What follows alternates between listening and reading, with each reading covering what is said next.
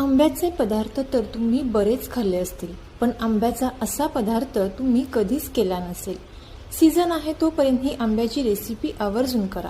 तर सर्वात अगोदर एका मिक्सरच्या भांड्यामध्ये 1 वाटी आंब्याचा गर, थोडासा गूळ आणि अर्धा चमचा बडीशेप घालून मिक्सरला बारीक करून घ्यायचा आहे. त्यानंतर बाउलमध्ये 1.5 कप गव्हाचं पीठ, 3 ते 4 चमचे बारीक रवा, चिमूटभर मीठ घालून आणि त्यामध्ये बारीक केलेली आंब्याची पेस्ट घालून चांगलं मिक्स करून घ्यायचं आहे. गरजेनुसार पाण्याचा वापर करत हे आपण चांगलं मिक्स करून घेणार आहोत. अगदी खूप घट्टही नाही किंवा अगदी खूप पातळही नाही, या पद्धतीने हे मिश्रण तयार करून घ्यायचं आहे. आता तयार केलेलं मिश्रण हाताच्या साहाय्याने छान असं फुलवून घ्यायचं आहे. झाकण ठेवून 5 मिनिटांसाठी असेच साईडला ठेवून द्यायचं आहे. 5 मिनिटांनंतर यामध्ये आपल्याला अगदी चिमूटभर असा सोडा घालायचा आहे आणि हे चांगलं मिक्स करून घ्यायचं आहे.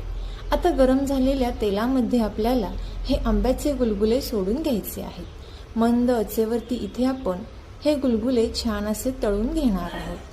याचा हलकासा कलर चेंज होईपर्यंत इथे आपण हे तळून घ्यायचे आहेत.